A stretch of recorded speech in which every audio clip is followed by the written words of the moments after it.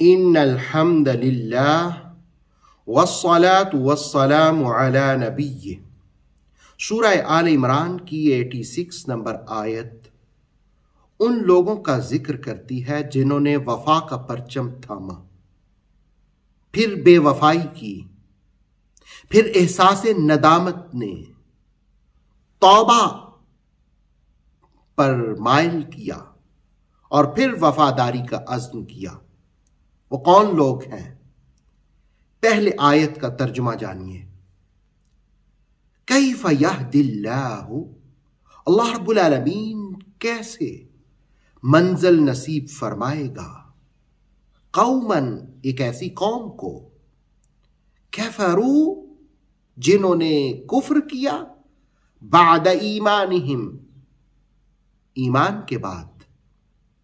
کیف یہدی اللہ قوما کفروا بعد ایمانہم، اللہ کیسے منزل نصیب فرمائے گا ایک ایسی قوم کو جس نے ایمان کے بعد کفر کو اختیار کیا۔ وشہدوا، انہوں نے خود گواہی دی تھی، ان الرسول حق، رسول حق ہے۔ رسول سے مراد آمنہ کے لال محمد مصطفیٰ کریم صلی اللہ علیہ وآلہ وسلم۔ وجاءہم البینات، اور وہ تشریف لائے روشن نشانیوں کے ساتھ۔ بینات سے مراد شواہد ہیں، بینات سے مراد حقائق ہیں، بینات سے مراد سچی باتیں ہیں، درست باتیں ہیں۔ واللہ لا یہدی القوم الظالمین، اور اللہ ہدایت نہیں دیتا ظالم قوم کو، اور اللہ منزل تک نہیں پہنچاتا ظالم قوم کو۔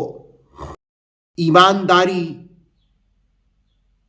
کا عزم اختیار کرنا وفاداری ہے اللہ اور اس کے رسول کے ساتھ، اور پھر ایمان کو چھوڑنا بے وفائی ہے، اور بے وفائی دنیاوی اعتبار سے بھی بری ہے، آخرت کے اعتبار سے بھی بری ہے۔ وہ کون شخص تھا جس نے وفا، پھر بے وفائی اور پھر وفاداری کا عزم اختیار کیا؟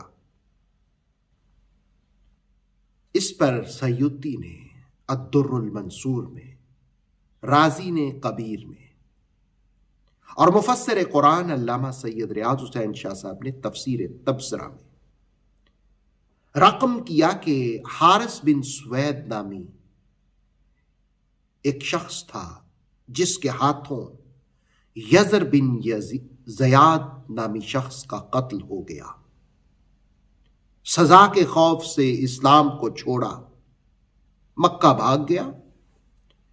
وہاں گیا تو ندامت ہوئی، پشیمانی ہوئی، شرمندگی ہوئی، یہ مجھ سے کون سے جرم کا ارتکاب ہو گیا۔ جس وقت احساس ندامت ہوئی تو مدینہ طیبہ میں اپنے رشتہ داروں میں سے ایک کو کہا کہ جاؤ رسول معظم علیہ الصلاۃ والسلام کی بارگاہ میں ان سے عرض کرو کہ واپسی کا کوئی راستہ ہے۔ اس پر یہ آیت نازل ہوئی اور رسول اللہ علیہ الصلاۃ والسلام نے کچھ خاص شرائط کے ساتھ واپسی کا اندیہ دیا۔ حارث بن سوید رسول رحمت علیہ السلام کی خدمت اقدس میں حاضر ہوا، پھر سے اسلام قبول کیا، مسلمان ہوا، اور زندگی کی آخری سانسوں تک اسلام پر قائم رہا، وفاداری نبھاتا رہا۔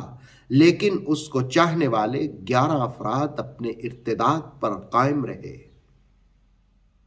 شان نزول کی دوسری روایت ابن عباس کے حوالے سے ہے کہ 10 آدمیوں نے ارتداد اختیار کیا اور اللہ نے یہ آیت نازل کی۔ تیسری روایت تفسیر خازن نے، تفسیر کبیر نے، روح المعانی نے، تفسیر تبصرہ نے یہ رقم کی کہ تورات اور بائبل کو ماننے والے رسول رحمت کی صلی اللہ علیہ وسلم کی آمد سے پہلے آپ کے وسیلے سے دعائیں کرتے، آپ کی آمد کی خوشخبریاں سناتے، لیکن جب مصطفیٰ کریم صلی اللہ علیہ وسلم تشریف لے آئے تو پھر حسد میں مبتلا ہو گئے اور حسد نے ان کو مصطفیٰ کریم علیہ الصلوۃ والسلام سے دور رکھا.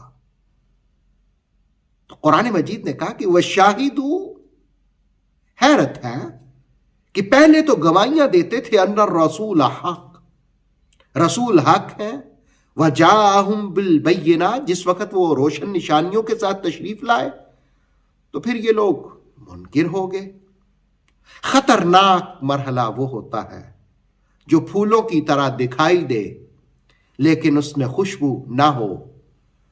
وہ کہتے تو تھے کہ ہم حق والے ہیں لیکن حق کو قبول نہ کر سکے، اور جو حق کو قبول نہیں کرتا بے وفائی کرتا ہے. بے وفائی کرنا ظلم ہوتا ہے، اور جو ظلم کا ارتکاب کرتا ہے اللہ ایسی قوم کو منزل آشنا نہیں کرتا.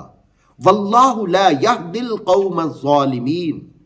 آیت ہمیں سکھاتی ہے کہ منزل آشنائی چاہتے ہو تو اسلام کا دامن تھامے رکھو. یہ آیت ہمیں درس دیتی ہے کہ اگر منزل تک پہنچنا چاہتے ہو تو مصطفیٰ کریم علیہ الصلوۃ والسلام کا دامن تھامے رکھو. اللہ رب العالمین منزل آشنا کر دے گا.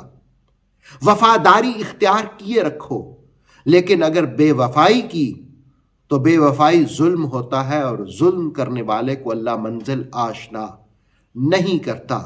رب کی بارگاہ میں التجا ہے، دعا ہے، عرض ہے کہ مولا زندگی کی آخری سانسوں تک اسلام پر قائم رکھنا، قرآن سے وفاداری، مصطفیٰ کریم علیہ الصلوۃ والسلام سے وفاداری نصیب فرمائے رکھنا. اوتھینٹک اسلامک نالج کے لیے نور وحی یوٹیوب چینل کو سبسکرائب کیجئے، بیل آئیکن کو بھی لازمی پریس کریں. نور وحی کے فیس بک پیج، ٹک ٹاک اور انسٹاگرام کو بھی فالو اور لائک کیجئے تاکہ ہماری ہر نئی آنے والی ویڈیو آپ تک بر وقت پہنچ سکے.